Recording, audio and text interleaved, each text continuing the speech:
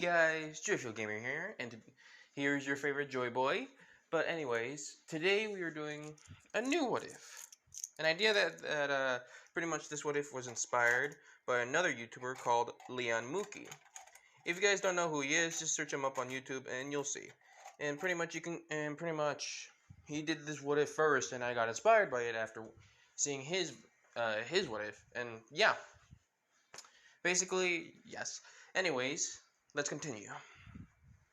I hope you guys enjoyed it, and yes. And if you don't see by the title of the What If, it is, what if Izuku was the reincarnation of Noctis, Lucius, Callum? So, yes, this is going to be a reincarnation. What if it continues, that is. But anyways, yes. This is part 1, part 0, whatever you want to call it. But, so pretty much, let's start. So, spoilers, of course. You all know, if you haven't played the game, I'm technically still playing it, but I already saw the ending, so spoilers for me. Anyways, let's continue. After the death of Noctis, the kingdom fell. Everything went to ruins. The buildings crumbled. People were running for their lives. Everything was falling apart around them. Children crying, people saddened. Everyone died. That's what people thought, actually. But under the rubble, there was hope, because people were able to survive the catastrophe that happened to land of Lucius. I think that's what the name was called, but please don't correct me on that. It's just right now. But then pretty much, of course, you know how things happen. When something falls, things are rebuilt. But they couldn't rebuild it there yet. They couldn't rebuild the kingdom anymore because there's less people than there used to be. Monsters, of course, or there's still a very little amount of monsters now because they were hunted down because of Noctis and his group. So, but of course there's some peaceful creatures. Not all of them are like extremely predatory and, of course, kill. No. There's some that are peaceful creatures. And in doing so, there was actually a bit of there was able to be peace in the land. But of course, fate chose otherwise. Also known as me. Hello! But anyways, fate chose otherwise. The lands cracked, and a giant earthquake happened. Volcanoes erupted everywhere. People were seeing that the end is near. Everything they know and love is going to soon disappear. But nothing destroyed the lands or the things they created. It's just they felt the land moving where they were standing at. And the island was slowly pushing each other away. Yet it still didn't stop them from still continuing, from growing, evolving. Monsters and humans were able, some monsters and some humans were able to, of course, be in peace and help each other. Some were able to help build some buildings. Some were able to help with like construction. Some were able to help with like gardening. Let's just say that, okay? So basically, they're not pets. They're people, living, breathing animals. They're treated as such. And years passed by, years and years, that things were starting to get more advanced, but still not too advanced, you know? Like no hover cars anymore, because the technology and the intel was lost in the kingdom. Everything that they first thought they knew turns out not really. And some of the people were wondering, what can we do to change the course of history?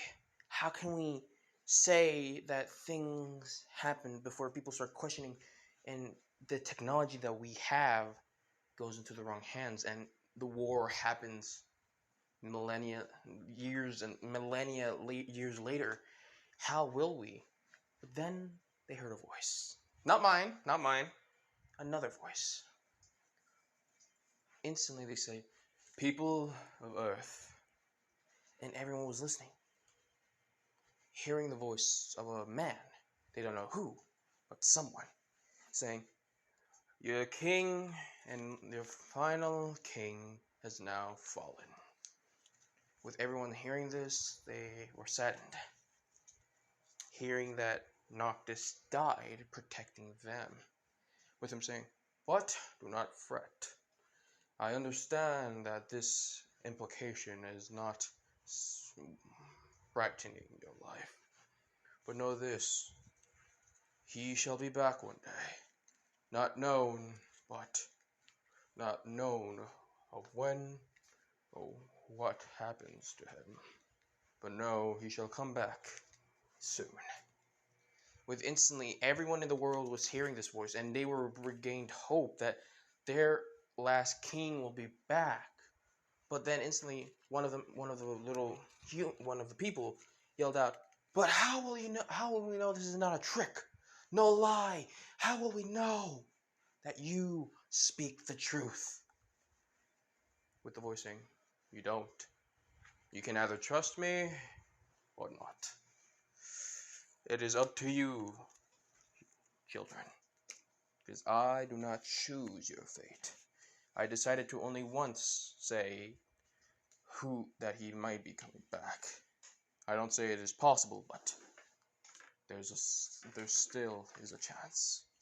With then another one saying, "But why did you tell us? Why, voice? Is there a reason?" With the voice saying, "Yes, but I shall not say this reason, but only know that it involves the world of your reality, your world.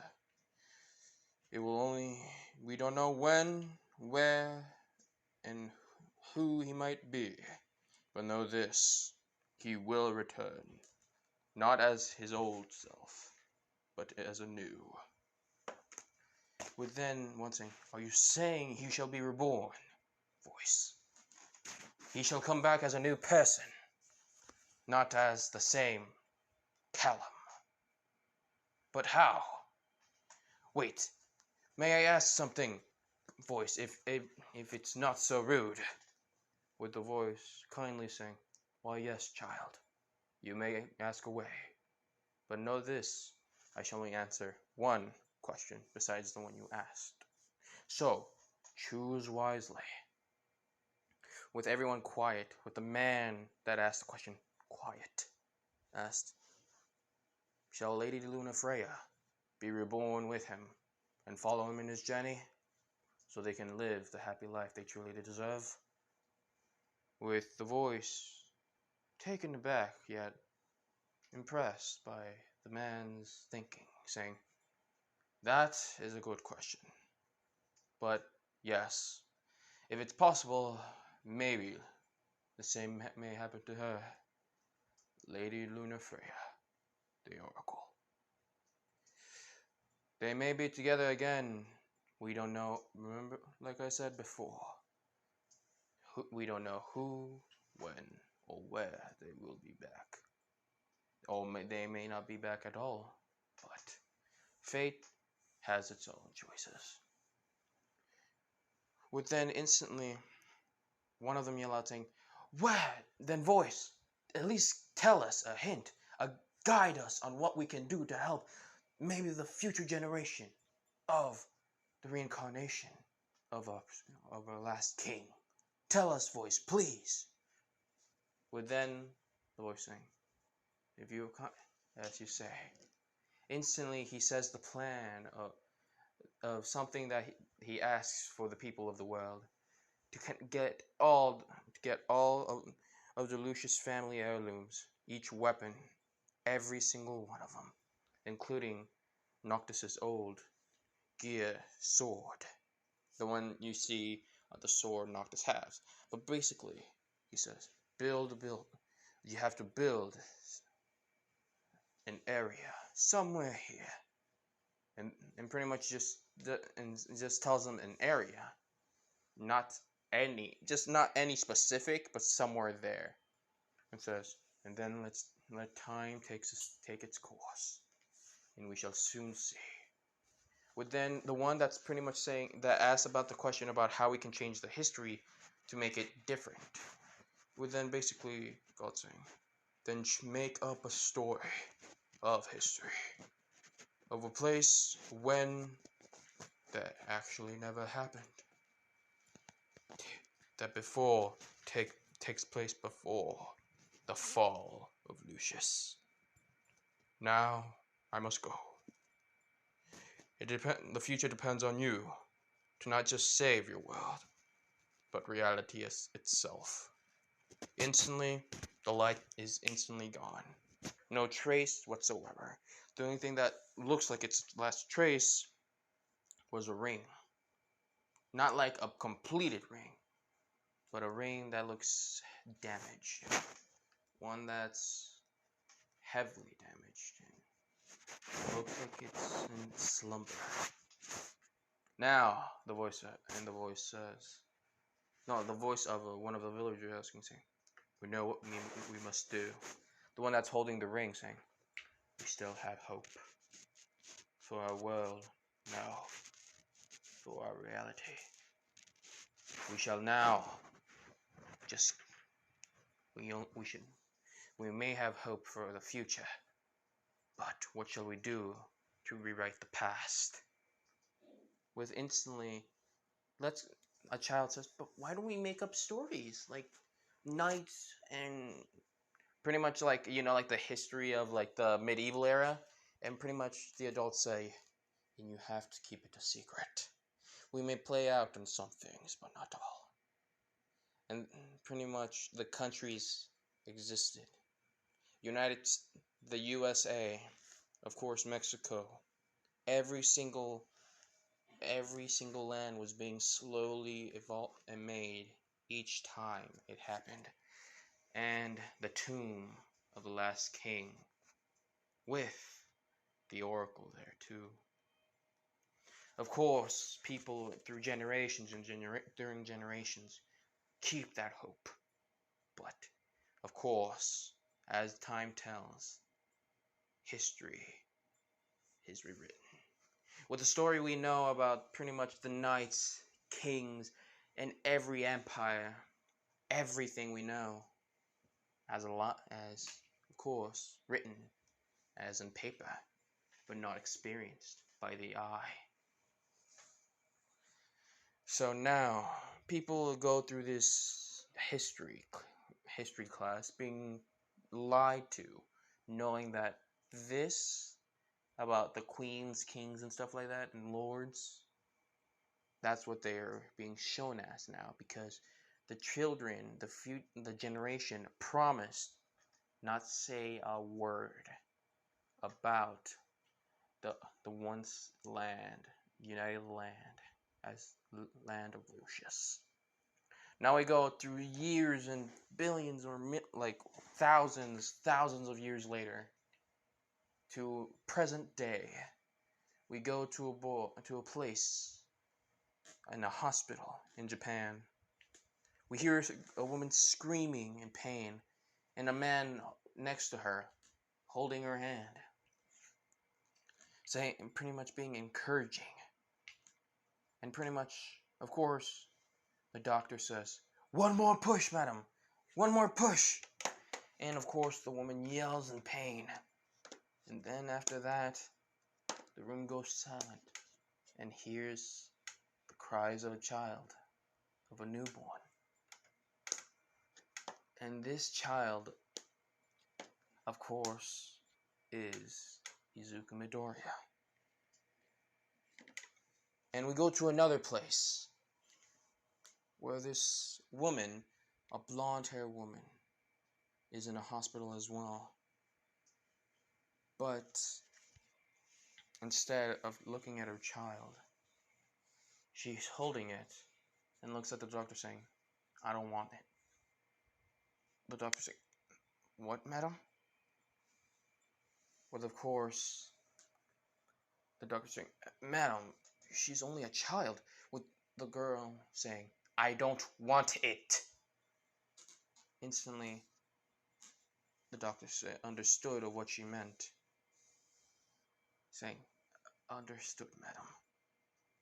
And of course, she just pretty much gave the baby to the doctor, and then she cries, saying, "I know what you would become if you stayed with me.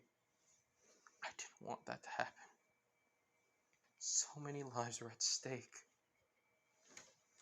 Instantly, the doctor puts the baby girl in one of the cribs, and as an orphan, now the child has become an orphan. The doctor asks her, "Why did you do this, madam? You didn't have to," with the woman saying, "Yes, I did. Because if I didn't, the world would become in danger, and it would have no hope left of coming back from such a from such a chaotic mess." Instantly, we passed a few years later, as the boy Izuku pretty much is excited. He says, "Mom, wake up! Mom!" Of course, the lady says, "Hey, what, Izuku? What?" Instantly, Izuku gets up saying, "Mom, let's go to the quirk doctor, please." Of course, Izuku as canon, the bubbly boy, yet has a bit of some characteristics of Noctis. Yes, of course, he looks like Noctis in every sense of the word, but the only difference is the eyes, the green emerald eyes.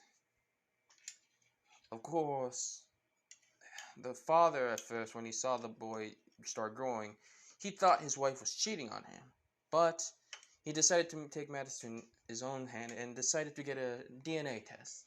Of course, it showed positive that he was the father. So that pretty much took away the doubt, saying, "Okay, she didn't cheat on me." But he's confused of why Izuku looks like this. He doesn't look like them at all. So basically, it's confusing to Hisashi, but he knows that Izuku is his son by blood as well, so he doesn't ignore that. And of course, this Izuku is actually enamored with learning how to use weapons like swords, guns, everything you can think of, like not just ranged weapons, also melee weapons. With pretty much one, of course, Izuku and Inko go to the quirk doctor. Of course, sadly, Izuku was told he was quirkless. Then, of course, everything goes differently. The things here go differently. Then, Inko says, "Do you want to go to the park, Izuku?" Izuku with a slight, "Yeah, sure."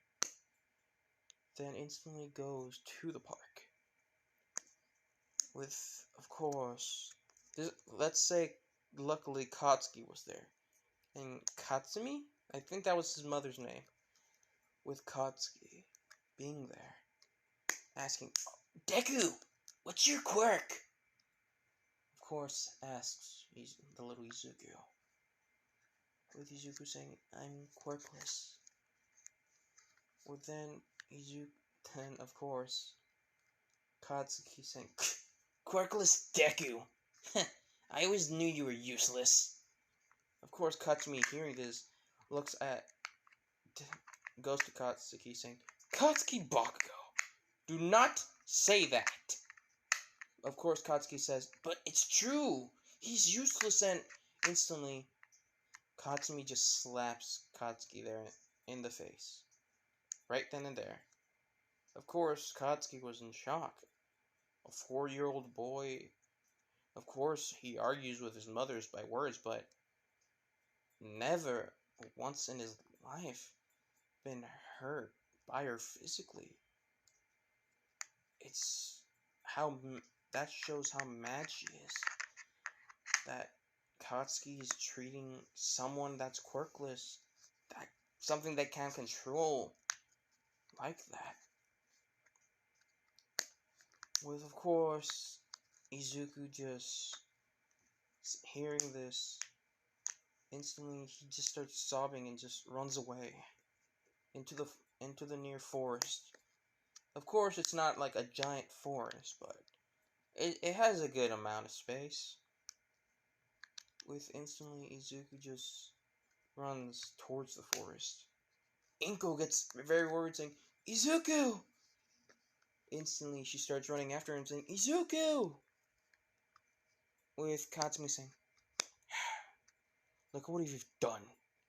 You, young man, are grounded." With Katsumi saying, "But what did I?" Saying, "What did I do?" With Katsumi just pulling his ear, saying, "We're going home, and I'll tell your father what you've done, and you will know what you've done." Instantly, of course, Katsumi. I don't remember Katsuki's mom's name, but I'm just gonna go with Katsumi. But yes, instantly,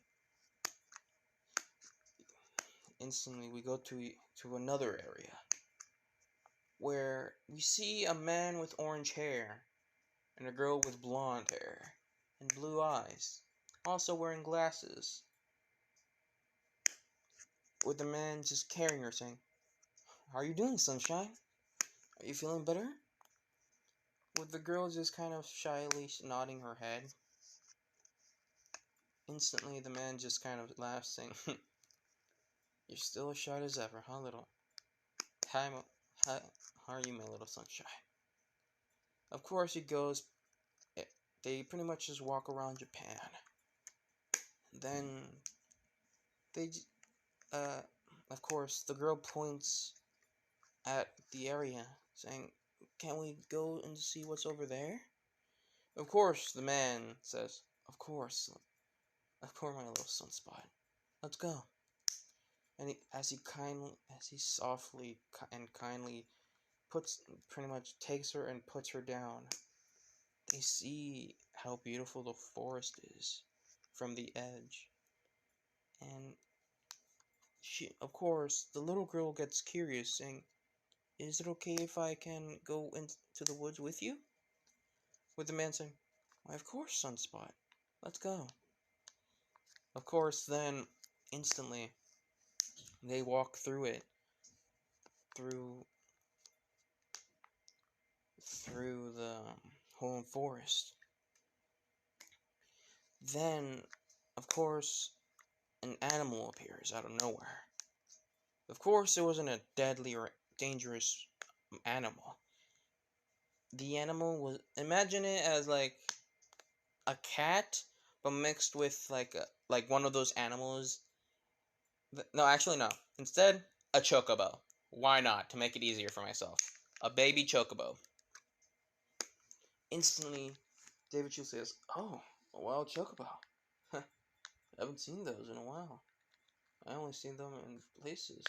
With Melissa getting us slightly scared, instantly the chocobo just kind of walks up, them just being because of curiosity. And Melissa, still slightly scared, hides behind. Oh fuck! I ruined it. Damn it! I just caught myself saying the name, motherfucker.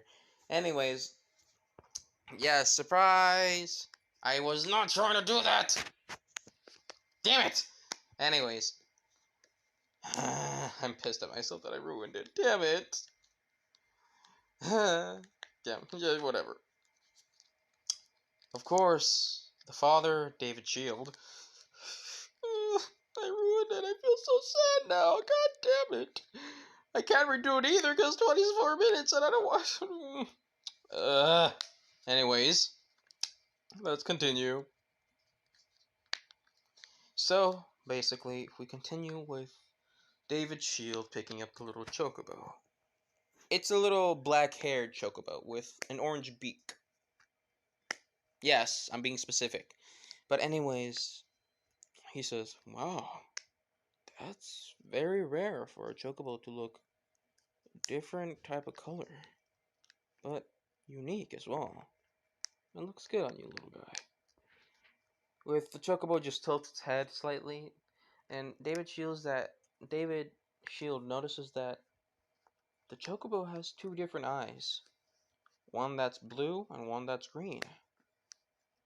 Which then basically gives us, why? Aren't you a very rare specimen? And very unique as well.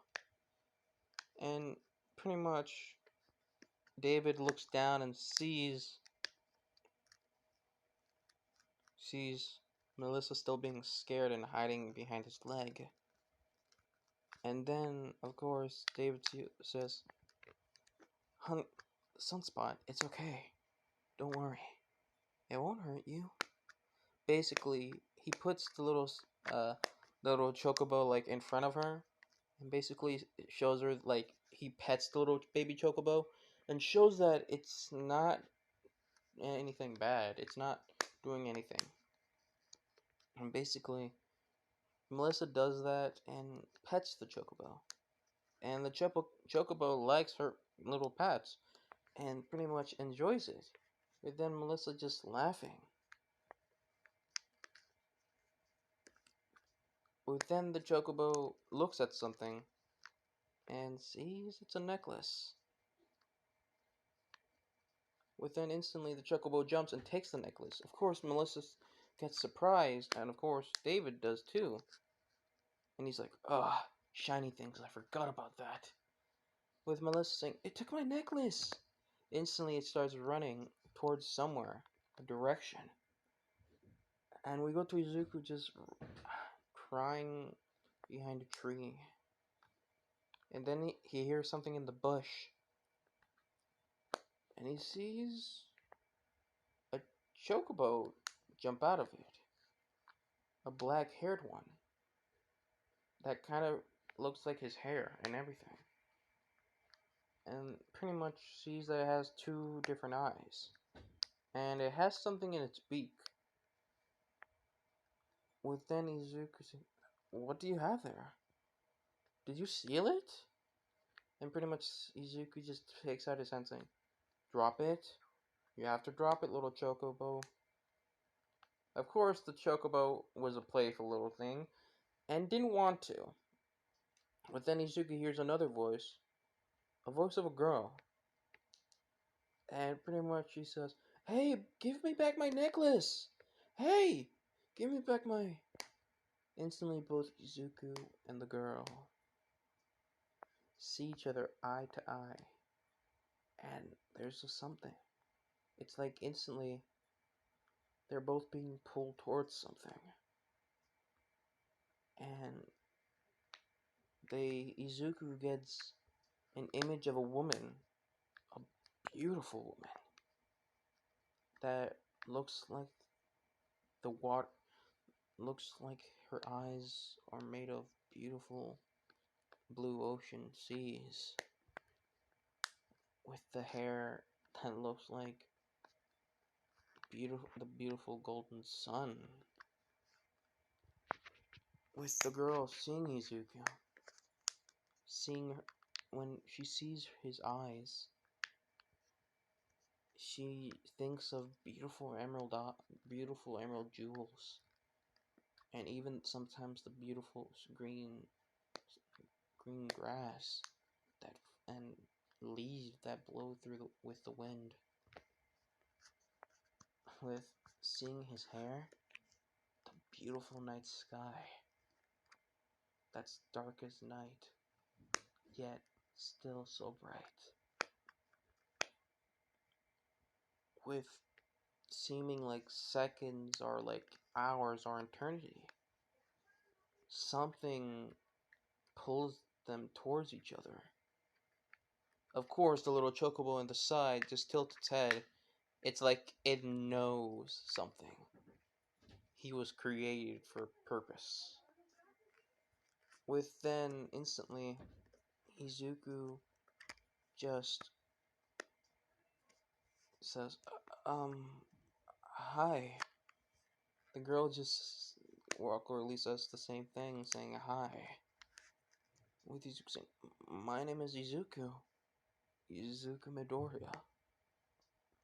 With Melissa saying, "My name's Melissa. Melissa Shield." Izuku says, "Is that your necklace?" With, of course, Melissa snaps out of it and looks at the chocobo like it's smiling. She doesn't know why, but she knows that it's smiling. With, of course, Melissa saying, "Yeah, it is." Izuku says, "Oh, I'll get it for you." Instantly, he goes towards the chocobo, but the chocobo dodges. And of course, Izuku constantly keeps on trying to grab the chocobo, but of course, constantly the chocobo dodges. Of course, he does get hurt a bit, but eventually he gets it. With Izuku just laughing and just smiling at her. With Melissa just blushing, just thinking how cute he is, even though he's like messed up. And she says, "Oh, you're hurt. Here, let me help." Of course, she puts her hand on Izuku's leg where there's a bit of a scratch. Not like too bad, but basically she heals Izuku. Yes, in this what if Melissa has a healing quirk. Yeah! And not just any healing quirk. It's special. But I'll hold the information for now. Of course, Izuku is surprising. Whoa, you have a healing quirk? That's so cool! With Melissa saying, "Really? I can only heal very little things like bruises and small cuts. Nothing bad, nothing too much. Some kids were making fun of me because of that. And just because I didn't have a cool, shiny cool quirk. Like, I don't know, lasers or something like that. Just because I have a healing quirk, they make fun of me." Izuku says, "Really?" With Melissa looks away and just shakes her head and saying, "Are you gonna make fun of me too?" Her kind of preparing herself to make fun of. With Izuku saying, "What? No way! If people like that are making fun of you, then they're stupid." With Melissa saying, "You said a bad word. Isn't that mean?" With Izuku just saying, "Yeah, it is mean, but it's true. They are stupid if they try to make fun of someone that has a cool quirk and can become an amazing hero." Melissa kind of shocked and hearing this, but also happy that someone out there was able to say something like that to her. With Izuku saying, "But anyways, here, Melissa." Melissa blushes and just takes the necklace and pretty much holds onto it tighter. Of course, Izuku still has the little chocobo in his arms. Of course, the little chocobo pecks him, with Izuku letting it go and the pain saying, "Ow! Ow! That hurts!" And of course, it goes next to Melissa and pretty much like like how cats do it, like when they put their like head on the person's leg. With Melissa looking down at the chocobo, and sees that it was only playing and didn't mean anything by it. And with the chocobo saying, just looking at both Izuku and Melissa, with Melissa saying, okay, little chocobo, do you want to come home with me?" And the chocobo just jumps and for joy, like a lot, you know. Also, I've been wondering. Also, by the way, you guys can try to, if you guys can think of a name, that's gonna be the name of the chocobo. If the, like, for example, if someone puts down a name in the comments and there's likes on it, the most likes, you pretty much get to name the chocobo. So yeah. Anyways, let's continue. So, of course, Izuku and Melissa get to know each other. With, of course, they hear a voice of a man saying, "Melissa! Melissa!" With Melissa yelling out saying, "I'm right here, Dad!" With then David says, "Oh, thank goodness. You scared me, Melissa. Please don't run off like that again." Melissa saying, "I'm sorry." With, of course, David saying, "It's fine, Melissa." But then he looks at Izuku saying, "Oh, who's this, Melissa?" With Melissa saying, "This is my new friend, Izuku Midoriya." With Izuku standing up saying, "Hi, Mr. Shield." With David saying, "Oh, don't call me, don't you shouldn't call me Mr. Shield. That's only someone that has their life together." But still, just call me David. And pretty much Izuku says, "Hello, Mr. David." With then instantly there's another voice of a woman saying, "Izuku! Izuku!" With then Izuku saying, "Mom, I'm right here."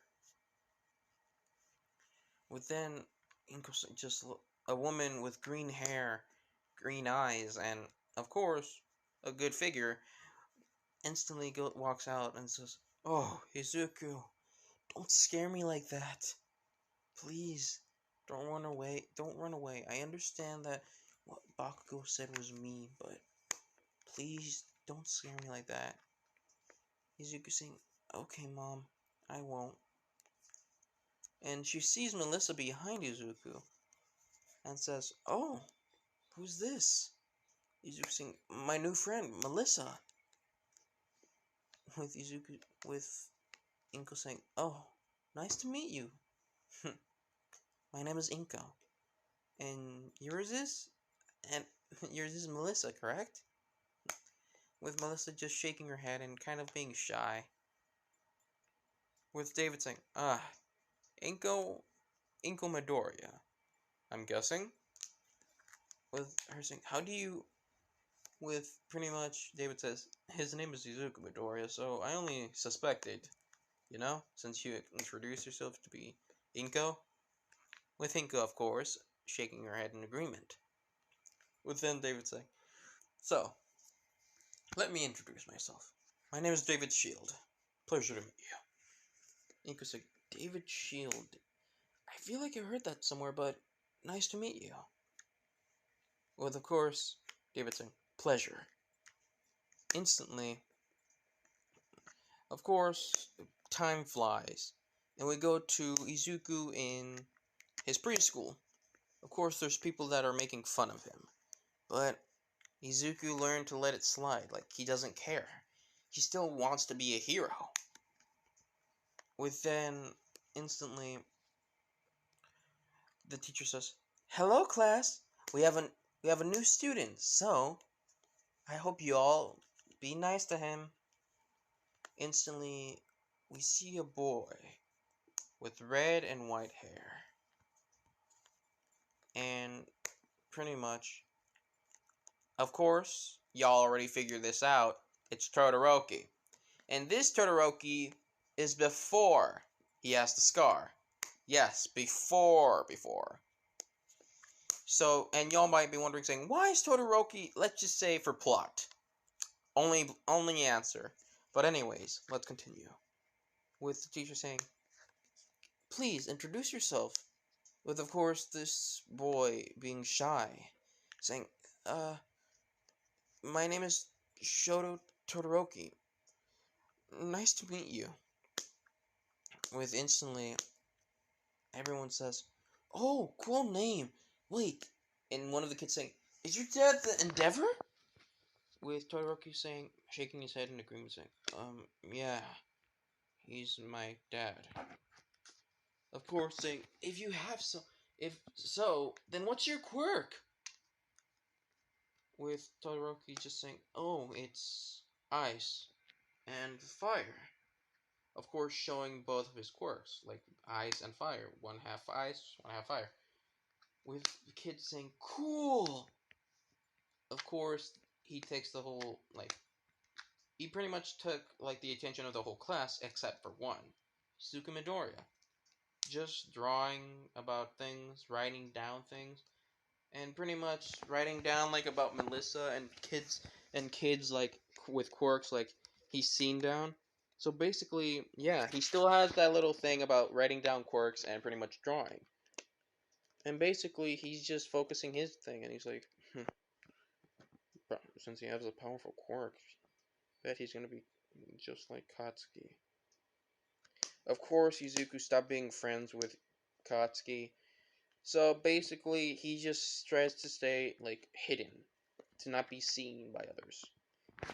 So, and of course, Shoto pretty much takes interest in Izuku since he's the only one that doesn't pretty much go around him.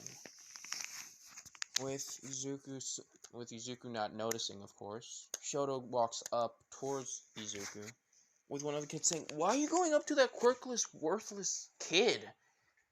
With Shoto saying, "He's quirkless?" With of course Kazu saying, "Yeah, he's a nobody. You shouldn't go hang out with that weirdo. Why don't you hang out with me? I'm one of the cool kids, and my name's Katsuki Bakugo."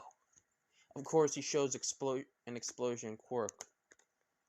With, of course, Todoroki remembers one of the lessons that his mother said, saying, and we have a flashback with the mother saying, no matter what, even if people are quirkless, they can make a huge impact on you. Of course, the young Todoroki saying, "What do you mean, Mom?" With, of course, the mother saying, there's a lot of, you won't understand now, but if you ever meet one, be kind to them. Because you don't know how much courage, or maybe how much of an incredible person they might be. Today's society, today's people are really mean to people that are quirkless. You'll understand once you get to see one get to meet one in person. At first, the young Todoroki didn't know what his mother meant, but now he kind of understood. They treated him someone as an outcast, as someone as they didn't, as not as a person, just someone as a punching bag. But he says, but he's a person too, isn't he? With Bakugo saying, he's a useless Deku, that's what he is. But don't hang out with him, you should hang out with us. Of course, with that cocky grin and that cocky smile. And pretty much Izuku heard the whole thing, saying, he's probably, of course, gonna go hang out with them, since now he figured out I'm quirkless. With then surprising everyone in the school, and of course the teacher did tell the students to stop calling him useless or Deku, because that is very rude. With, of course, Shoto going up to Izuku, taking out his hand saying, "Hi, my name is Shoto Todoroki. What's your name?" Izuku shocked, but then decided to just take a risk, saying, "Izuku Midoriya, nice to meet you." With Todoroki saying, "You don't mind if I become friends with you, right?" Izuku saying, "No, I don't mind, but why choose me and not them?" He looks at the other kids of pretty much Bakugo's squad, with Todoroki saying, "I don't know, but something tells me to be friends with you instead, and to not trust that jerk." And Bakugo hears this saying, "What you call me?" And of course he says, "You heard me, you're a jerk. And I'd rather be friends with him." And of course, people are shocked, and of course the teachers were happy that Izuku is able to have a friend with him. And of course, he was about to go on an attack with the teacher saying, "Katsuki Bakugo, would you like me to call your mother?" With instantly Katsuki just stopped and just, "No, ma'am."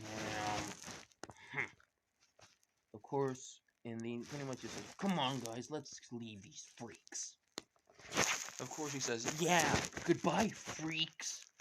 Of course, everyone just pretty much ignored Katsuki, pretty much ignored Izuku with Shoto. With Shoto saying, "What are you doing there?" Izuku, "Oh, drawing. Why?" With Shoto saying, "Why are you drawing?" Izuku saying, "I just like drawing. It helps me. I also have another friend, her name is Melissa, and she's really pretty." And pretty much he shows his drawing. Of course, the drawing as a kid is not as good, but let's just say, for Izuku, at his age, it's actually pretty good. Like, it's kind of like, it doesn't show a lot of detail, but it's pretty good for his age. And even the teacher says, "Wow, Izuku, if you keep this up, you can be an artist." Izuku saying, "I don't want to be an artist. I want to be a hero, though."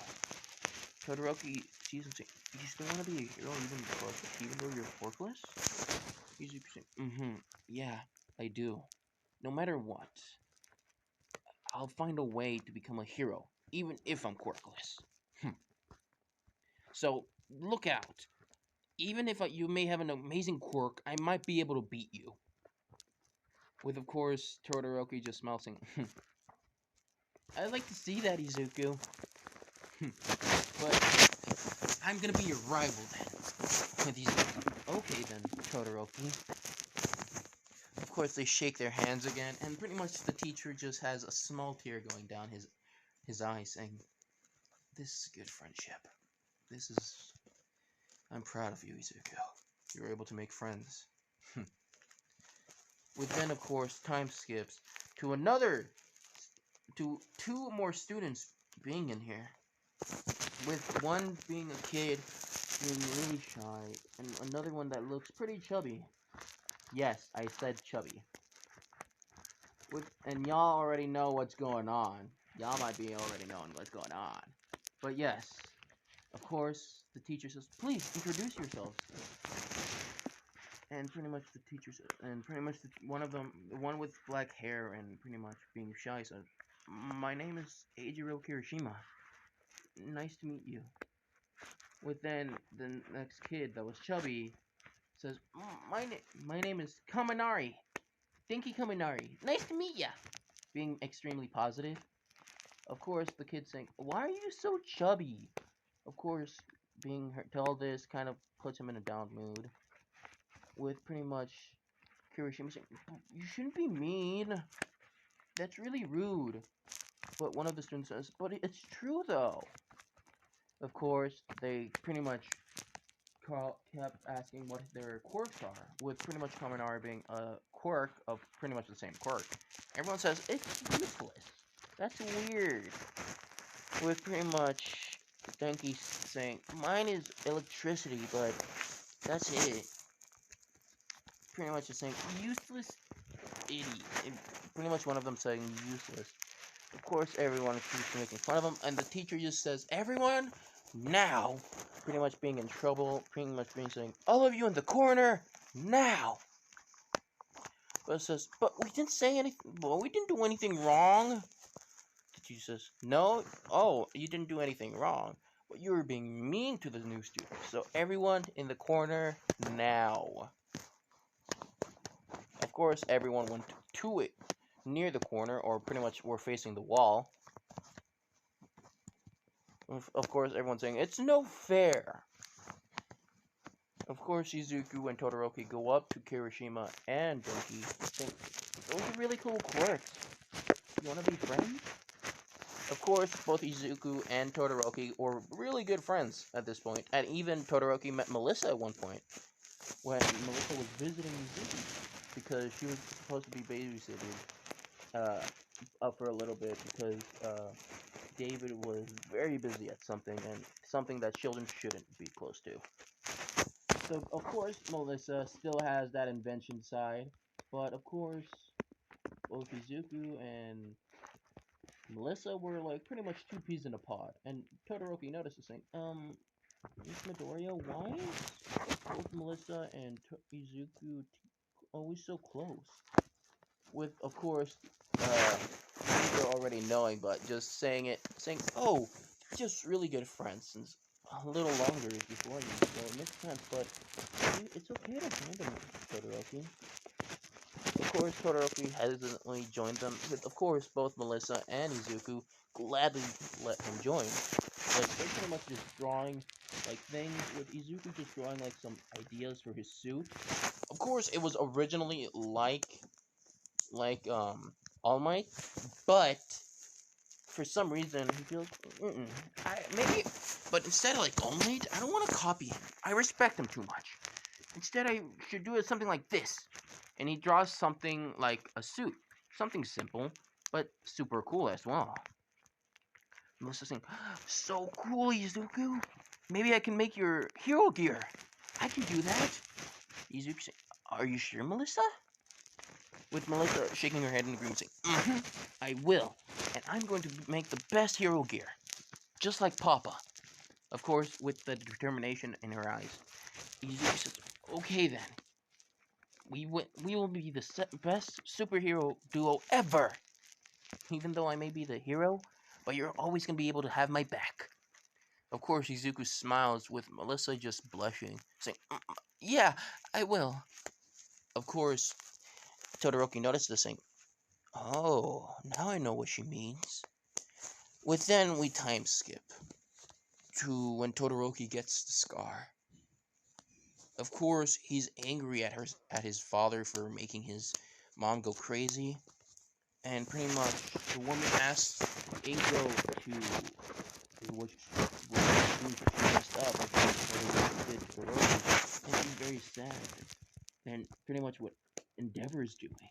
Of course, because Todoroki and Izuku met, the mother of Todoroki asks for her number, for Inko's number, and of course they became close friends, with Inko saying that she could take care of Todoroki for the meantime. With her saying, "But we don't know why." Of course, Inko saying, "We'll sue him." With her saying, "What?" Of course, saying that she'll sue custody for the kids. With, of course, she says, "But why would you?" With Izuku being saying, "Well, we're there because we'll help, because that's what heroes do." Being in determined voice, and because of this, Inko's mom gets a smile. So basically, then she, because of the evidence of the abuse of Endeavor and the help of Inko and the support, being that they'll sue Endeavor for the custody of the kids. So basically, let's just say, long story short, Inko pretty much Inko won for the custody, which Endeavor was livid. He was not happy about this. Of course, then Izuku and Todoroki, and of course Todoroki's other siblings. Sadly, Toya still is told to be dead. So basically, yes, everything kind of goes the same way as canon. Well, slightly, actually, very little. But Todoroki and the other Todoroki siblings are living with Inko. Since they can't live in a small apartment, they get a bigger house, where they will sleep. Of course, the mother of Todoroki's mother is still sent to the hospital because, insanity and stuff. But then, pretty much, of course, the kids are being taken care of by Inko. And the kids are very thankful for that.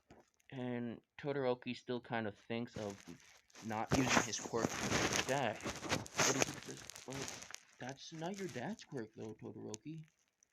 That's your quirk. It doesn't make sense, really." Of course, Todoroki gets this little thing quickly. And Izuku says, "You can be your own hero. You can be your own hero and not think of your dad."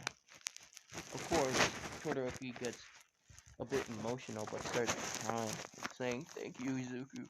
Thank you for being my best friend."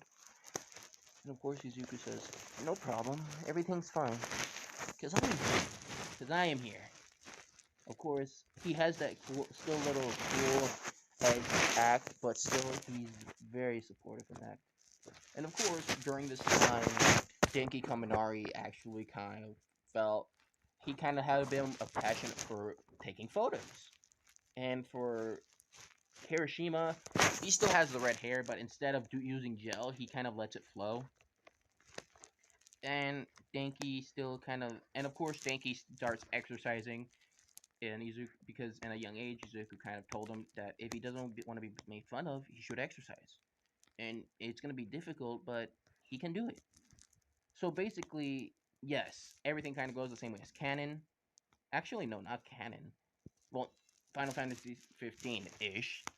But yes, everything goes. And pretty much, Todoroki and Izuku are like brothers at this, because the other Todoroki kids have their own life now, but are always thankful for the help that Inko did. So sometimes they drop by and pretty much say hello and try to help around the house, And of course, they do visit their mother. And of course, Todoroki in this what if is going to be acting different. He's not going to be that cold guy. He's going to be someone that's a bit mischievous at times, you know? Not every time, but sometimes. He still has that, like, that expression, but still but he has that mischievous side. So basically, yes, that's it. I hope you guys enjoyed. Have a great day, good afternoon, wherever you are. Take care. Bye.